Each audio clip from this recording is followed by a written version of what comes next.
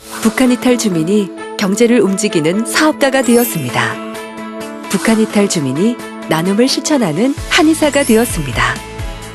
탈북 청소년이 꿈을 향해 도전하는 축구 선수가 되었습니다.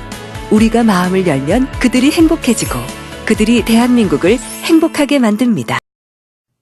최근 탈북자들의 연령대를 보면 20, 30대가 가장 많다고 합니다.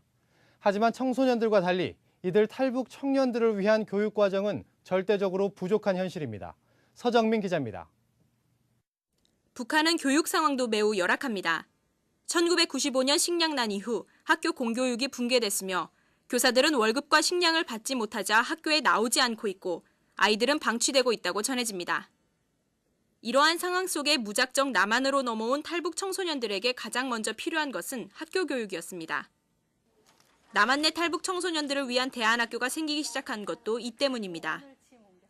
탈북 청소년들을 위한 대안학교는 중고등학생을 위한 곳이 대부분인데 20, 30대들도 10대들과 마찬가지로 정규 교육 과정을 받지 못했음에도 불구하고 나이가 많다는 이유로 배울 곳이 마땅히 없다는 건 심각한 문제입니다.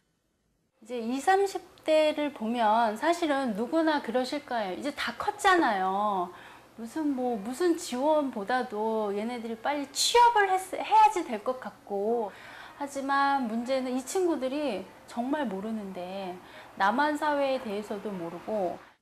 탈북 청년들을 위한 대안학교를 세우려 해도 교육청에서는 24세 이하의 연령에 대해서만 학교 인가를 허가해주고 있어 그 이상의 연령자에 대한 교육기관을 세우는 건 어렵습니다. 물론 대부분 탈북 청년들은 특별 전형으로 유명 대학교에 진학하는 경우가 많지만 이들의 진학 지도가 효과적으로 이루어지지 못해 휴학이나 자퇴를 하는 경우도 많습니다. 자신한테 맞는 전공과 직업을 찾을 수 있는 어떤 과정이 없다라는 거죠. 이러다 보니까 이제 대학을 이제 주위에 분들이 좋다라는데 덜커덩 들어가서 이제는 많이 힘들어하죠. 자유터 학교를 비롯한 많은 대안학교는 20, 30대 탈북자를 위한 교육 취업 프로그램 진행을 공급자 입장에서가 아니라 받는 사람의 입장을 생각해 주길 바란다고 전합니다. 3개월, 6개월 과정의 취업 프로그램들을 만들어 그곳 프로그램에 학생들의 적성을 끼워 맞추는 것이 아니라 그들의 소질이 무엇인지 파악하고 돕는 것이 필요하다는 겁니다. 최근 남한으로 들어오는 세터민의 약 60%가 20, 30대 청년층인 점을 감안할 때 앞으로는 청년층 세터민들에게 가장 필요한 것이 무엇인지 보다 면밀히 파악하는 노력이 필요하겠습니다. 기독교 IPTV 뉴스 서정민입니다. 북한 이탈 주민이 경제를 움직이는 사업가가 되었습니다.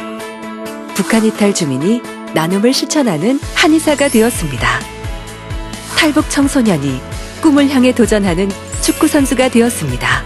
우리가 마음을 열면 그들이 행복해지고 그들이 대한민국을 행복하게 만듭니다.